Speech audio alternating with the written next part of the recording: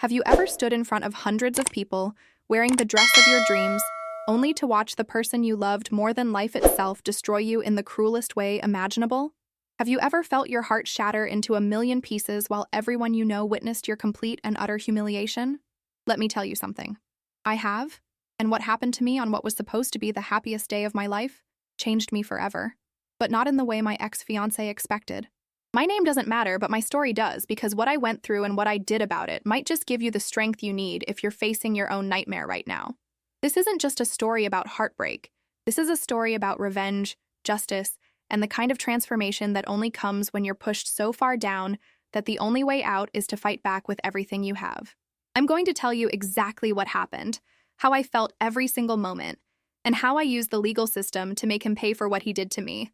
And trust me, by the end of this, you'll understand why some people say that revenge is a dish best served cold, but I say it's even better when it's served with a court order and a judgment that ruins the life of the person who tried to ruin yours. So buckle up, because this is going to be intense, raw, and absolutely real. It started like so many love stories do, completely unexpected and utterly magical, or at least that's what I thought at the time, looking back now with clear eyes and a healed heart. I met Marcus at a mutual friend's barbecue on a scorching July afternoon 3 years before that nightmare wedding day, and from the moment our eyes met across the yard, something clicked inside me that I'd never felt before. He was tall, confident, with this smile that made me feel like I was the only person in the entire world who mattered, and when he walked over to me with 2 cold drinks in his hands, offering me one with that charming grin, I felt my stomach do somersaults. We talked for hours that day, sitting on the back porch while the party continued around us. And I remember thinking that this was it. This was the connection I'd been waiting for my entire life. He told me about his work as a financial consultant, about his dreams of starting his own firm someday, about his close relationship with his family, and every word that came out of his mouth made me fall a little bit deeper. I told him about my career as a paralegal, about my passion for justice and helping people navigate the legal system, about my own dreams and fears, and he listened with such intensity that I felt truly seen for the first time in my life. By the time the sun set that evening, we'd exchanged numbers, and I drove home with my heart racing and my mind already imagining a future with this man. The first few months were absolutely perfect. We couldn't get enough of each other, spending every possible moment together, talking until 3 in the morning about everything and nothing, making love like we were the only 2 people who'd ever discovered such passion, and building what I genuinely believed was an unbreakable foundation for a lifetime together.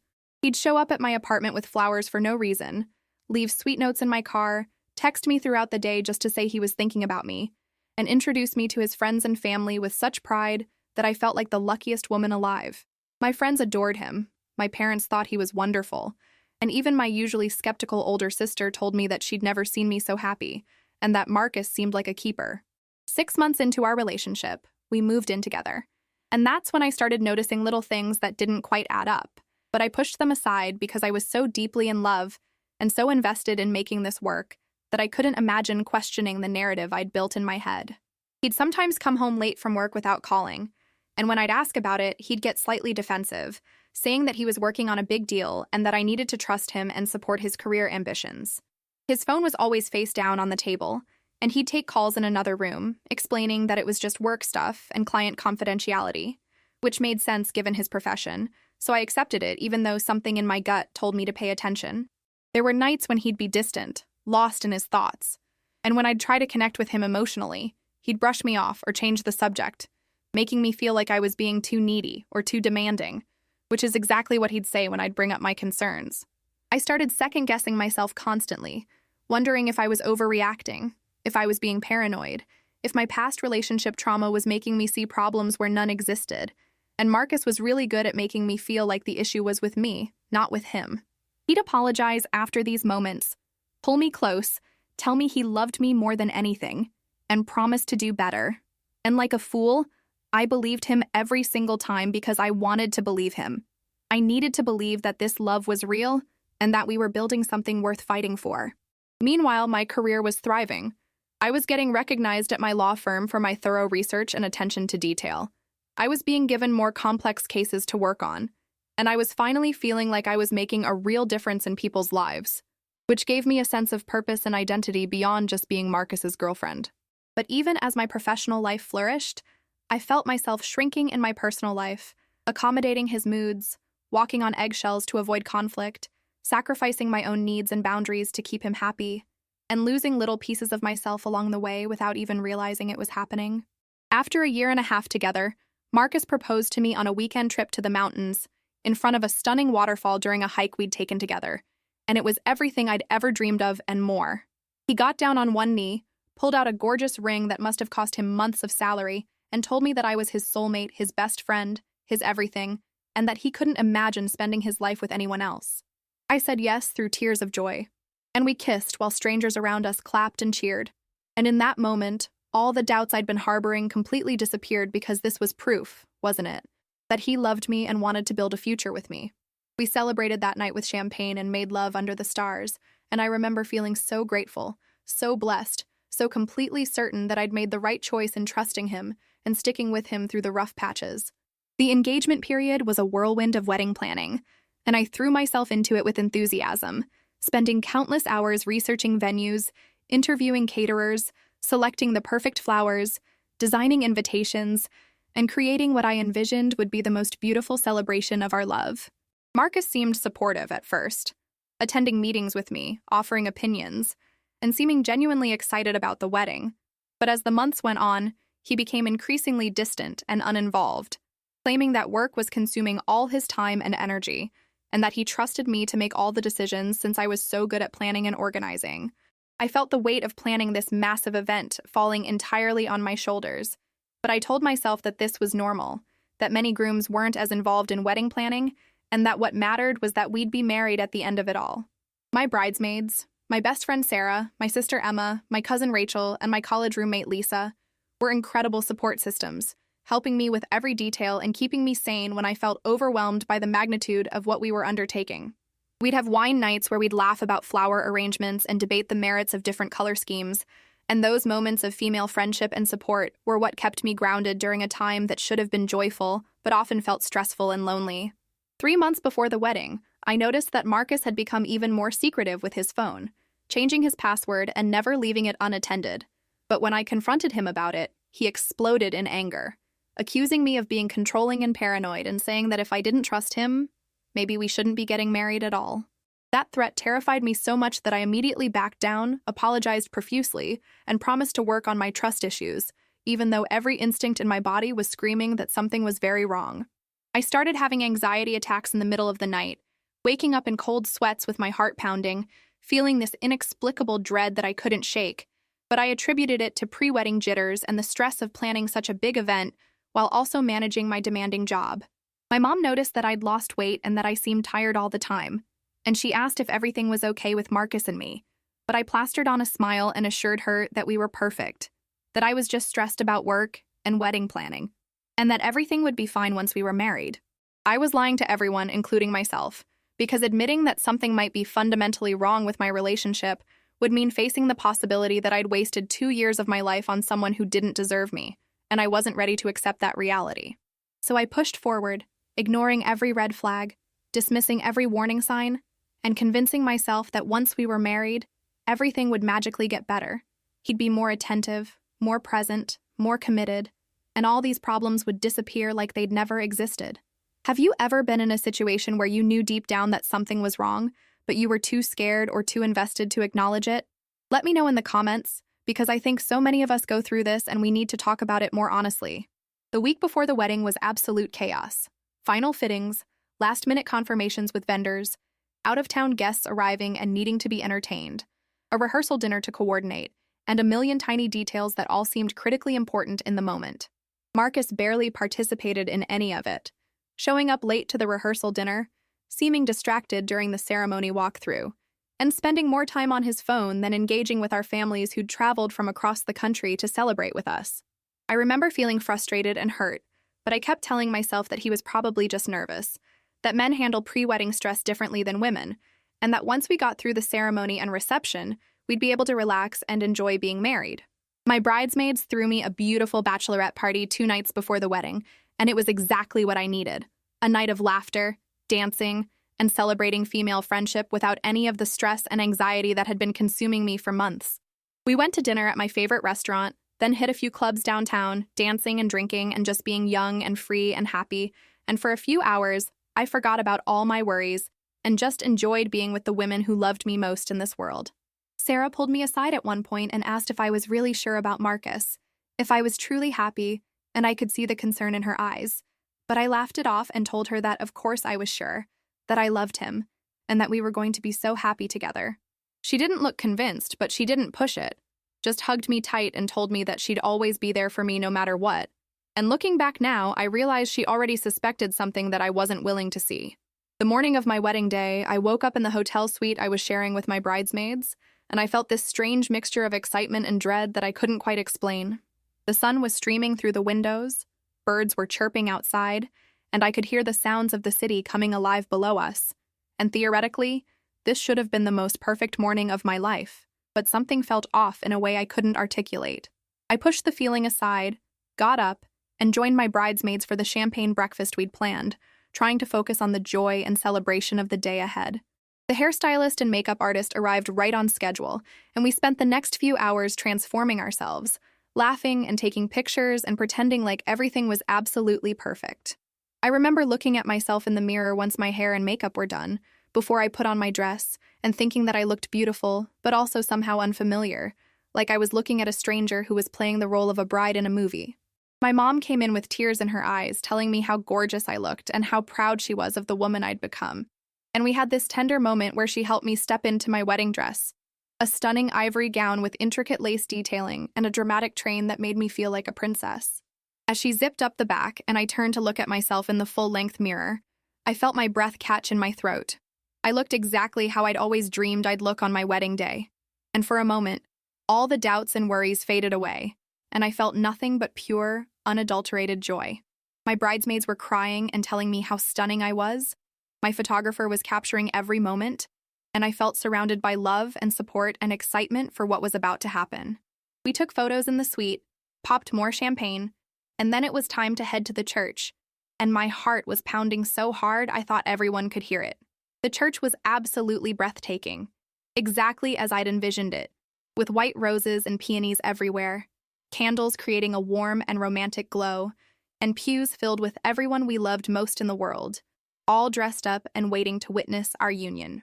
I stayed hidden in the bridal room with my bridesmaids, peeking out occasionally to see guests arriving, hearing the string quartet playing the music I'd so carefully selected, and feeling the weight of this massive moment settling on my shoulders. My dad came to get me when it was time, and I'll never forget the look on his face when he saw me. Pure love and pride mixed with something else. Maybe sadness that his little girl was getting married.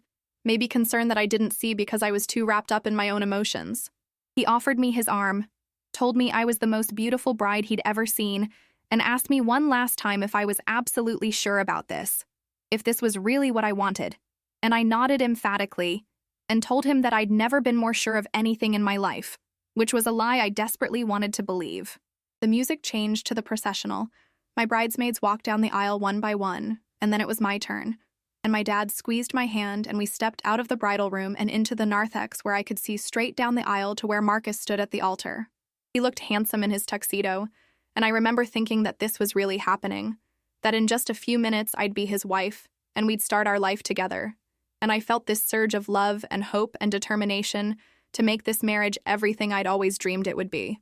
The doors opened, everyone stood, and I began the long walk down the aisle on my father's arm, smiling at the faces I loved, feeling the weight of my dress trailing behind me, hearing the music swelling around us, and keeping my eyes locked on Marcus at the end of the aisle.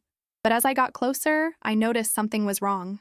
Marcus wasn't looking at me with love or joy or even nervousness. He was looking at me with something that made my blood run cold, something that looked almost like contempt or regret or panic.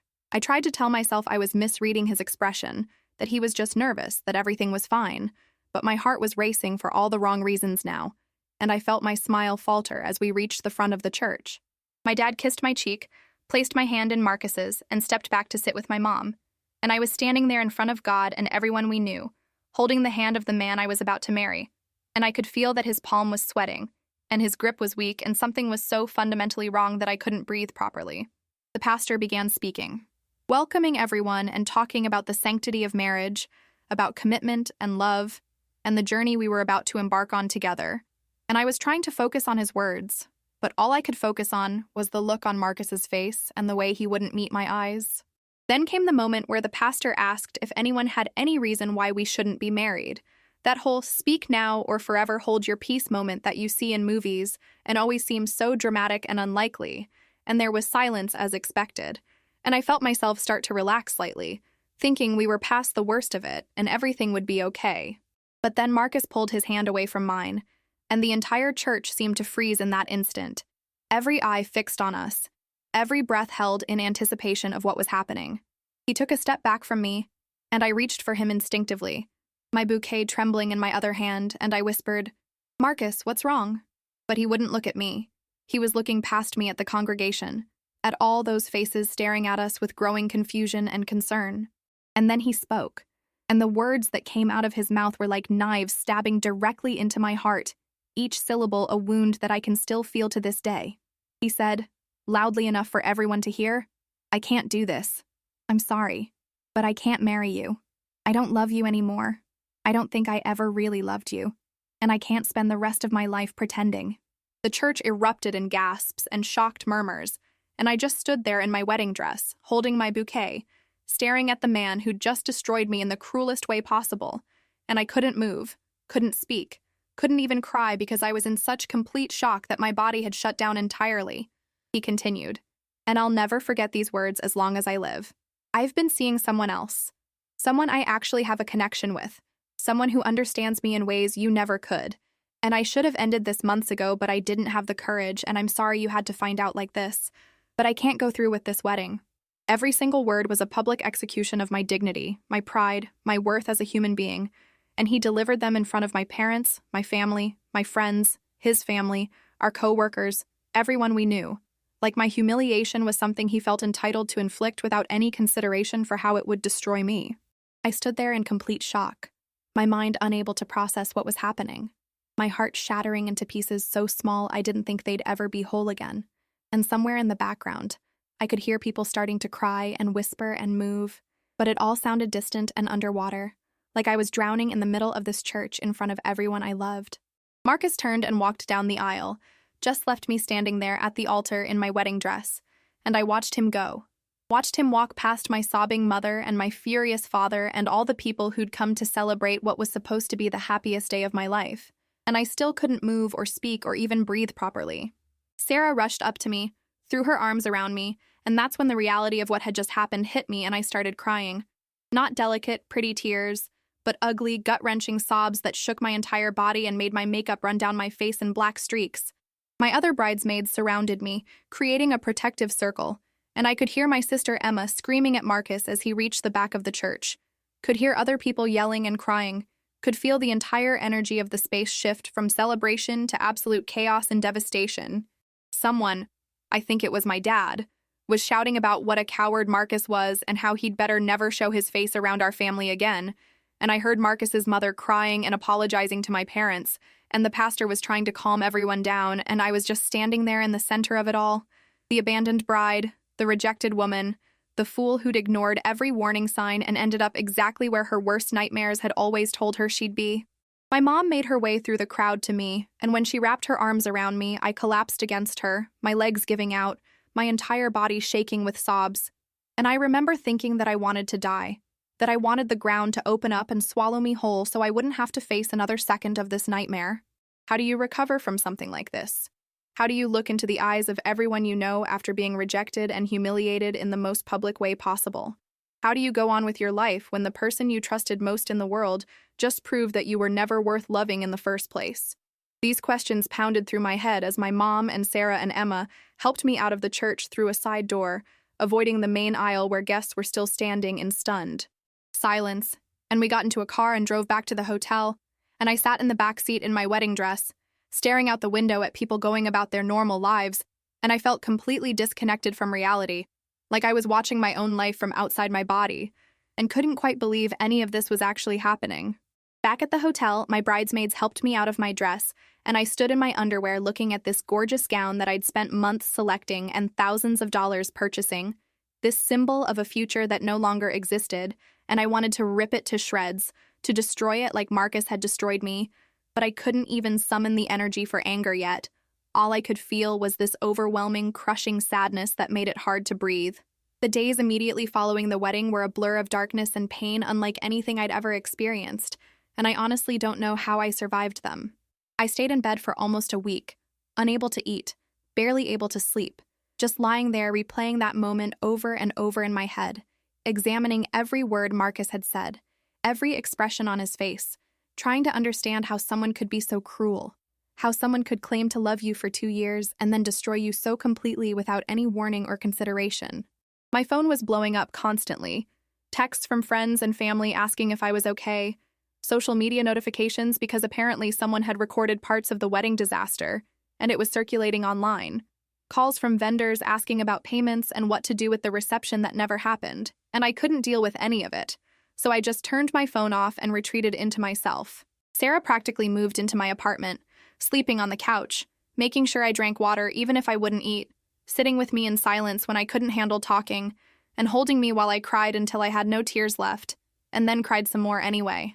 She was the one who told me that Marcus had apparently left town right after the wedding, that he'd deleted all his social media accounts, that he'd quit his job and just disappeared, and part of me felt relieved that I wouldn't have to run into him. But another part of me felt even more devastated because it proved that he was such a coward. He couldn't even face the consequences of what he'd done.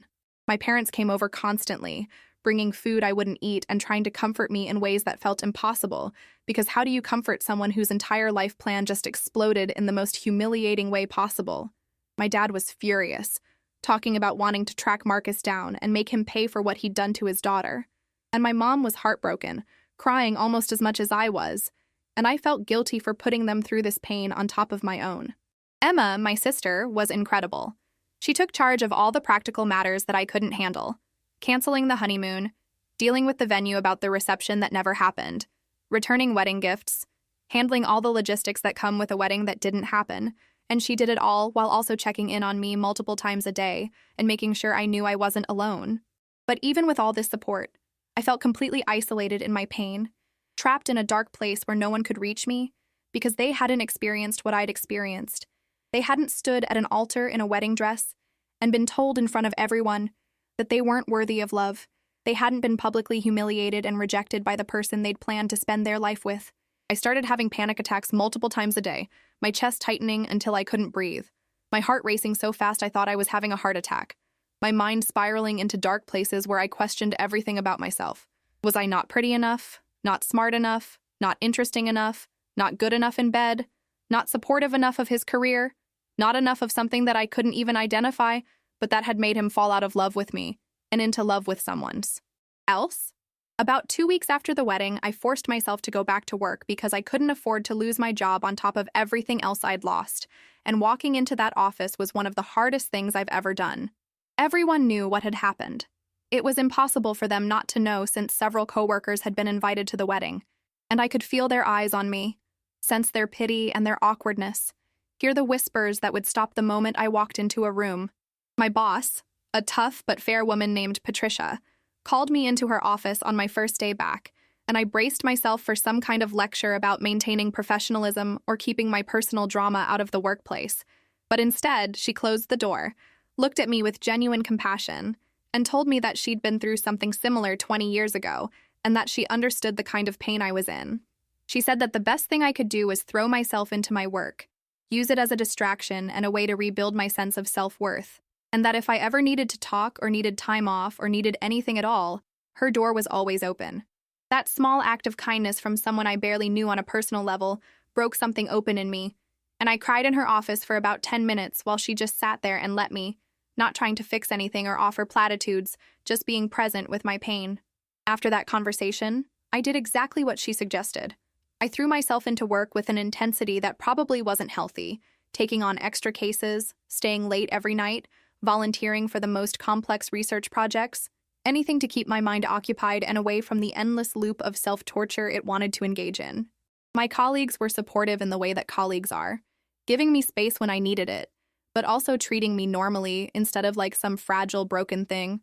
And slowly, day by day, I started to remember that I was more than just the woman who got humiliated at her wedding, that I had value and skills and a career that I'd built through my own hard work and dedication.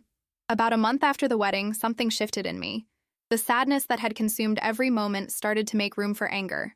And let me tell you, that anger was like a fire that had been building beneath the surface and finally erupted into flames.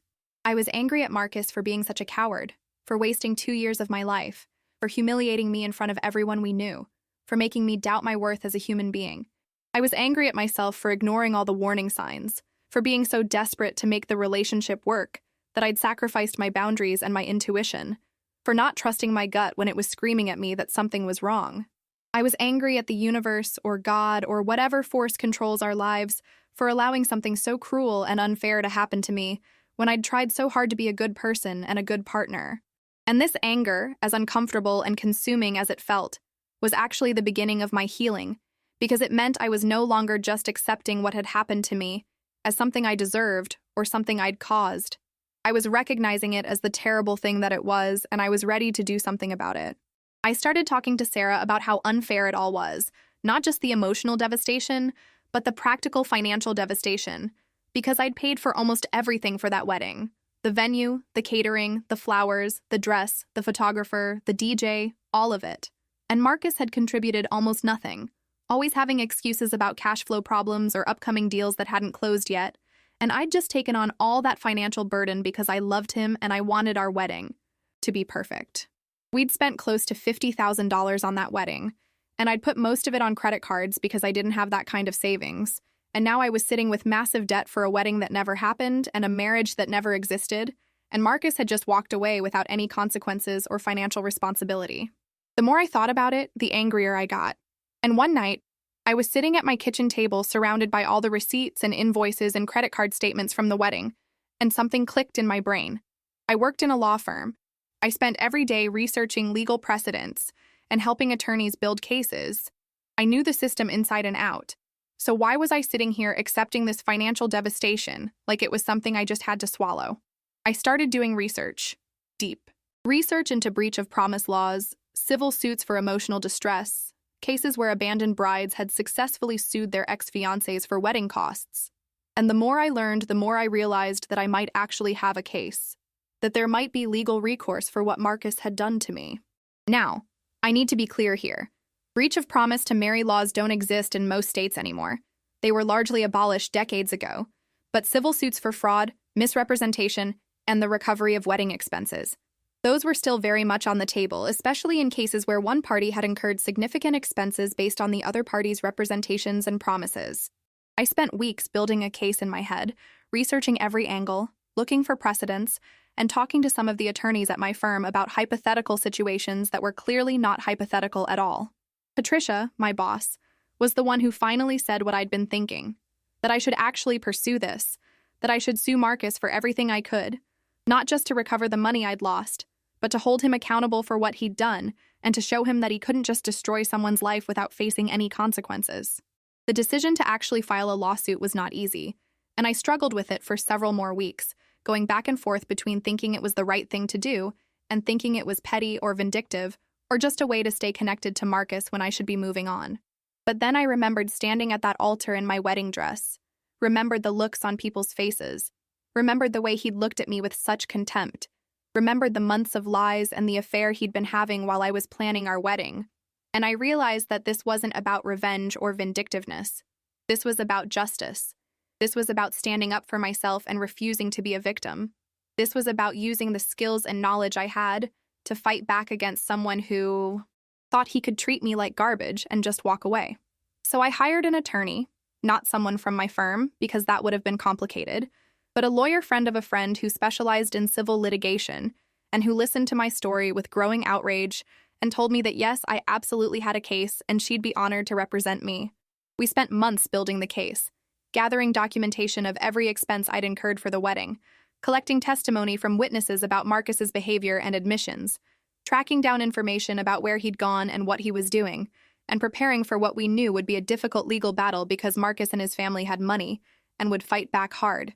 The process of preparing for the lawsuit was actually incredibly therapeutic in a way I hadn't expected, because it gave me something productive to channel all my pain and anger into. It made me feel empowered instead of victimized, and it reminded me that I wasn't powerless, that I had agency and skills and the ability to fight for myself. I threw myself into helping my attorney build the strongest possible case, spending my evenings and weekends doing research, organizing documents, preparing timelines, and basically doing the same kind of meticulous legal work I did at my day job, except this time it was for me, for my own justice, for my own healing. My friends and family were mixed in their reactions. Some people, like Sarah and Emma, were completely supportive and encouraging, telling me to go for it and make him pay for what he'd done, while others worried that I was just prolonging my pain and preventing myself from moving on, that I should just let it go and focus on healing and building a new life. But here's the thing, they didn't understand. Pursuing this lawsuit was part of my healing. It was how I was taking back my power. It was how I was transforming from a victim into a survivor and eventually into someone even stronger than I'd been before. Every time I felt weak or sad or tempted to just drop the whole thing, I'd look at those credit card statements showing $50,000 in debt for a wedding that never happened. Or I'd remember the smirk on Marcus's face as he walked out of that church, and my resolve would harden and I'd push forward. We filed the lawsuit about 6 months after the wedding, suing Marcus for the return of all wedding-related expenses, for fraud and misrepresentation since he'd known about the affair for months while still going through with wedding planning and allowing me to incur massive expenses, and for intentional infliction of emotional distress for the way he'd humiliated me publicly at the altar. The moment we served him with the papers was incredibly satisfying in a way that's hard to describe. It was like I'd been powerless for so long, victimized and humiliated and just expected to swallow it all and move on. And now I was taking concrete action. I was saying, no, you don't get to treat me like this without consequences. You don't get to destroy my life and walk away unscathed. Marcus tried to ignore the lawsuit at first, apparently thinking it would just go away, or that I didn't have the resources or determination to follow through. But he quickly realized his mistake when we filed motions and pushed forward aggressively. He hired a high-powered attorney. His family rallied around him with their money and their support, and the battle began in earnest. The discovery process was extensive and invasive and often painful. We had to provide documentation of the relationship, of the wedding planning, of his behavior and admissions, and his lawyers tried every trick to make me look bad, to suggest that I'd been controlling or demanding, or that the wedding expenses were my choice and therefore my responsibility. But we had the truth on our side. We had witnesses. We had documentation. We had his own admissions at the altar that he'd been having an affair for months while still letting me plan and pay for a wedding. And slowly but surely, the case started coming together in our favor. The deposition process was particularly intense. I had to sit across from Marcus for the first time since the wedding and watch him try to justify his actions, try to minimize what he'd done to me, try to paint himself as some kind of victim who'd just fallen out of love and hadn't known how to handle it.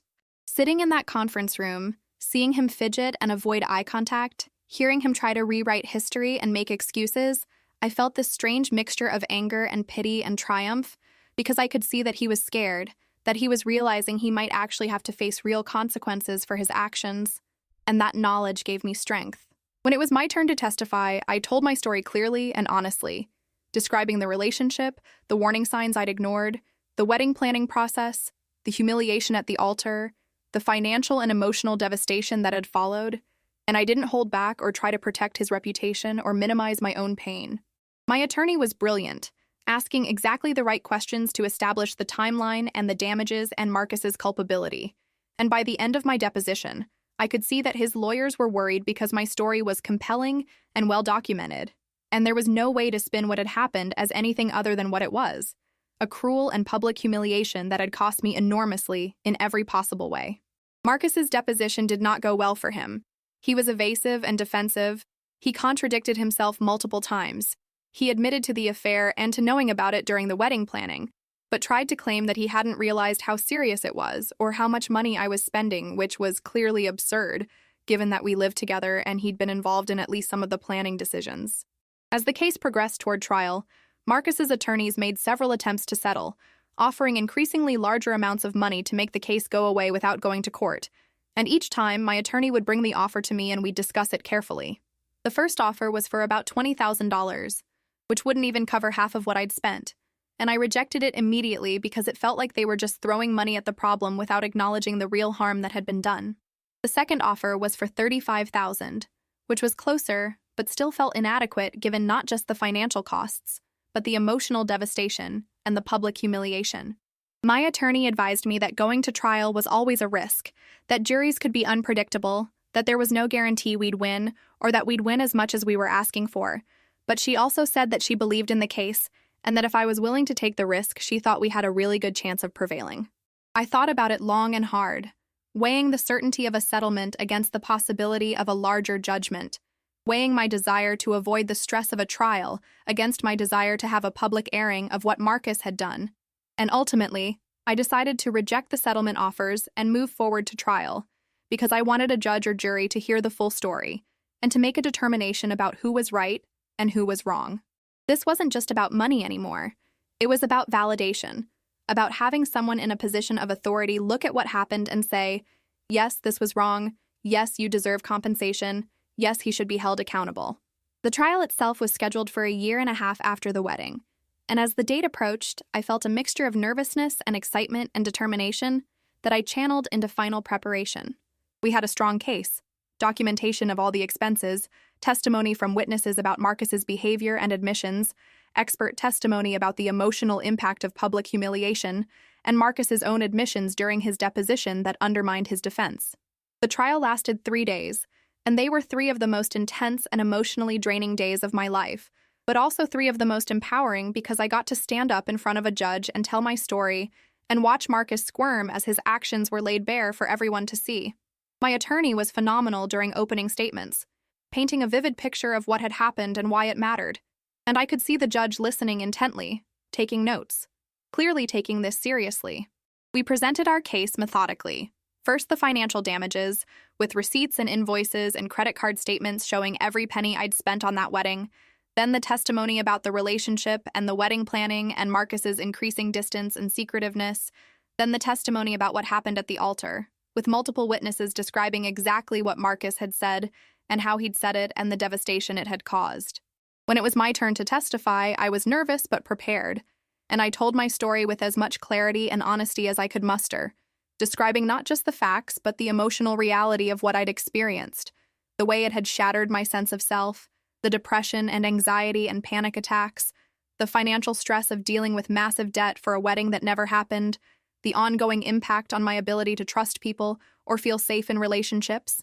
Marcus's attorney tried to cross-examine me aggressively, suggesting that I'd been controlling or that I'd ignored obvious signs that the relationship wasn't working or that I'd chosen to spend so much money on the wedding without discussing it with Marcus, but I remained calm and factual, pointing out that I had discussed it with Marcus, that he'd been involved in many of the decisions, that he'd never objected to any of the expenses, and that regardless of any relationship dynamics, what he'd done at the altar was indefensible and had caused me real, quantifiable harm. Marcus had to take the stand to defend himself, and watching him try to justify his actions while under oath was both satisfying and infuriating. He tried to paint himself as someone who'd just fallen out of love and hadn't known how to handle it, someone who'd panicked at the altar and made a terrible mistake in how he'd communicated. But when my attorney cross-examined him about the affair and about letting me continue planning and paying for the wedding while he knew he was going to back out, he had no good answers and ended up looking exactly like what he was, a coward and a fraud who'd caused enormous harm and was now trying to avoid responsibility. The defense tried to argue that emotional distress damages weren't warranted because public humiliation wasn't a recognizable form of harm.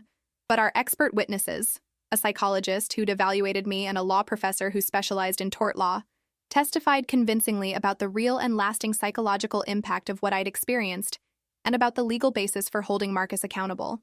The closing arguments were powerful. My attorney summarized the evidence, emphasized the deliberate nature of Marcus's deception and the cruelty of his actions at the altar, and asked the judge to award me not just the full amount of wedding expenses, but also substantial damages for emotional distress, to send a message that this kind of behavior has consequences. Marcus's attorney tried to minimize the damage, suggesting that failed relationships happen all the time and that people shouldn't be able to sue their exes just because they got their feelings hurt. But the argument fell flat because this clearly wasn't just about hurt feelings. This was about fraud, about financial harm, about deliberate and public humiliation. After closing arguments, the judge took the case under advisement, meaning she'd review all the evidence and testimony and issue a ruling later, rather than deciding immediately.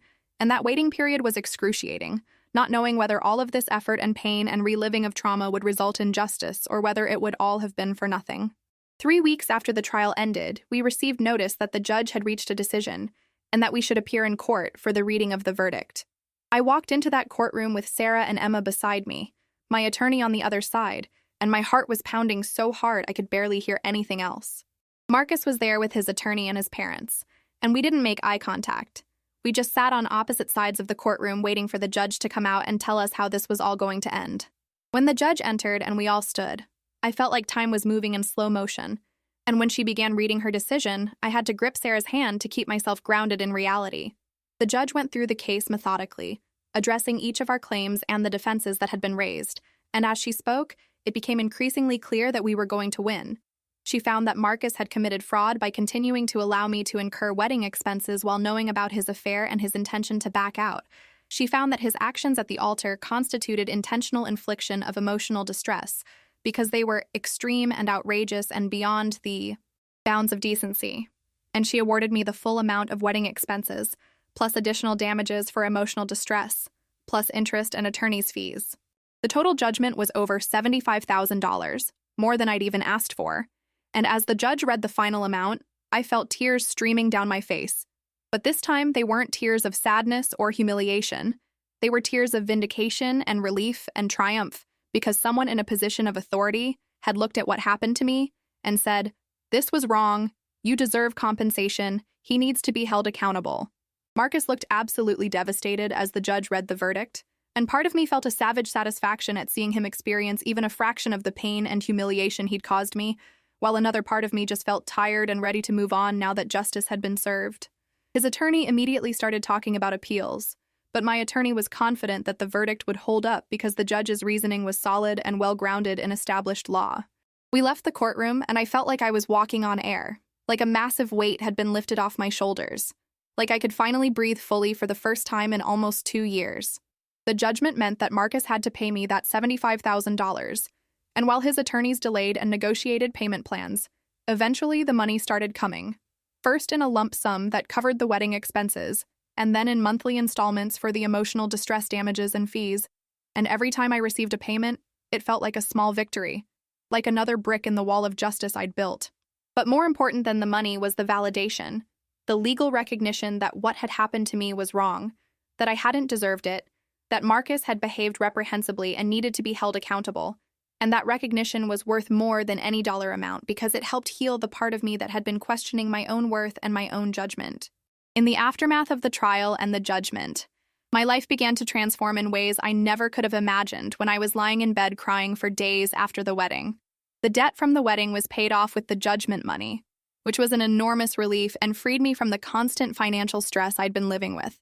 I was finally able to start saving money again, to think about my future without the shadow of that debt hanging over me, and to make financial decisions based on what I wanted rather than what I could afford while paying off credit cards. But the more significant transformation was internal. Pursuing that lawsuit and winning had fundamentally changed how I saw myself and my place in the world. I was no longer the woman who'd been humiliated at her wedding and had just accepted it as her fate. I was the woman who'd fought back, who'd used her knowledge and skills and determination to seek justice, who'd refused to be a victim, and had instead become an advocate for herself. That shift in self-perception rippled out into every area of my life, making me more confident at work, more willing to set boundaries in my personal relationships, more trusting of my own judgment and intuition, and more convinced that I deserved respect and fair treatment from the people in my life. My career flourished in the wake of all this. Patricia had been so impressed by my legal research and tenacity during the lawsuit that she'd recommended me for a promotion, and I moved into a position with more responsibility and significantly better pay, which felt like yet another validation that I was capable and valuable and deserving of good things. My personal life also began to open up again in ways I'd thought might never be possible. For a long time after the wedding, I couldn't imagine ever trusting someone enough to date them, couldn't imagine putting myself in a position to be hurt like that again, couldn't imagine believing someone when they said they loved me. But as the months passed and I healed and grew stronger, I started to realize that what Marcus did to me was about him, his cowardice, his inability to be honest, his willingness to prioritize his own comfort over my well-being, and it wasn't a reflection of my worth or my lovability. I started dating again slowly and cautiously, being very clear with myself and potential partners about my boundaries and my needs, and refusing to ignore red flags or compromise my standards the way I had with Marcus. I went on some terrible dates and some mediocre dates and some actually pretty good dates. And through it all, I learned more about myself, what I wanted in a partner, what I wouldn't tolerate, What made me happy and fulfilled? About a year after the trial, I met someone. A kind, honest, emotionally available man who'd also been through his own relationship trauma and understood the importance of communication and trust. And while I'm not going to sit here and tell you we're getting married or that he's the one, because I've learned to be cautious about making those kinds of declarations, I will say that he's shown me that healthy relationships do exist, that not everyone is going to betray or humiliate you, and that it's possible to love again without losing yourself in the process. Sarah and Emma and my other friends who'd supported me through the darkest period of my life remained incredibly important to me. And our friendships actually deepened through the experience because they'd seen me at my absolute worst and had loved me anyway. And I'd learned to let people in and ask for help instead of trying to handle everything alone. I made a conscious effort to be there for them the way they'd been there for me, to show up when they needed support, to celebrate their victories and mourn their losses, and to build the kind of reciprocal, supportive friendships that are the foundation of a good life. I also started volunteering at a legal aid clinic, using my skills to help people who couldn't afford attorneys navigate the legal system. And some of the cases I worked on involved women who'd been wronged by men, domestic violence survivors, women fighting for child support, women dealing with financial abuse. And I found that my own experience gave me a unique ability to connect with these women and help them understand that they had options, that they didn't have to accept being mistreated, that the legal system could be a tool for justice and empowerment if you knew how to use it. That volunteer work became one of the most meaningful parts of my life, a way to transform my own pain into something useful and healing for others. And it reminded me constantly that I wasn't alone in having experienced betrayal and humiliation, that so many women go through similar experiences, and that there's power in standing together and refusing to be silenced or victimized. Looking back now, almost 3 years after that nightmare wedding day, I can honestly say that while I wouldn't wish that experience on anyone, it fundamentally changed me in ways that have ultimately been positive. I'm stronger than I was before, more self-aware, more confident in my ability to handle adversity, more willing to fight for myself and for what's right, and more convinced that setbacks and traumas don't have to define us. They can actually be catalysts for growth and transformation if we choose to use them that way. Marcus's betrayal and cruelty could have destroyed me, could have made me bitter and closed off and afraid to ever trust anyone again. But instead, I made a conscious choice to transform that pain into power, to use the legal system to hold him accountable, to rebuild my life on a foundation of self-respect and self-advocacy, and to become someone who's not afraid to stand up for herself or for others who are being mistreated. The lawsuit and the judgment weren't about revenge, though I won't pretend there wasn't some satisfaction in seeing Marcus face consequences for his actions. They were about justice, about refusing to accept being treated as disposable, about using the skills and knowledge I had to fight back, and about proving to myself that I was worth fighting for. And here's the thing that I want everyone who's listening to understand. If you're going through something similar, if someone has betrayed you or humiliated you or tried to make you feel worthless, you have more power than you think you do, you have more options than you realize, and you are absolutely worth fighting for. So let me ask you, have you ever been through a betrayal that made you question everything about yourself? Have you ever been in a situation where you had to decide whether to accept being mistreated or to fight back? Tell me your story in the comments below, because I genuinely want to know that I'm not alone in this and I want to create a community where we can support each other through these experiences. And here's the thing. Understanding the content I've just shared with you isn't just about being entertained by a dramatic story. It's about recognizing that you have legal options when someone wrongs you, that you don't have to just accept financial loss or emotional devastation as your fate, and that the legal system, for all its flaws, can be a powerful tool for justice if you know how to use it effectively. If this story has touched your heart, if it's made you think about your own experiences or about the importance of standing up for yourself, please leave a like on this video because it helps more people find content like this, and it tells me that these stories matter to you. And if you want to hear more stories about people who refused to be victims, who fought back against injustice, who transformed their pain into power and their trauma into triumph, then please subscribe to I Live to Tell, because this channel is all about sharing real, raw, honest experiences that remind us that we're not alone and that we're stronger than we think we are.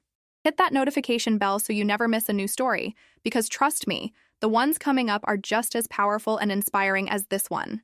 Remember, you are worth fighting for, you deserve respect and honesty and kindness, and if someone treats you badly, you don't have to just accept it and move on. You can fight back, you can seek justice, you can rebuild, and you can come out the other side stronger and more powerful than you ever imagined possible. Thank you for listening to my story. Thank you for being part of this community. And remember, you live to tell your story too, so don't be afraid to share it.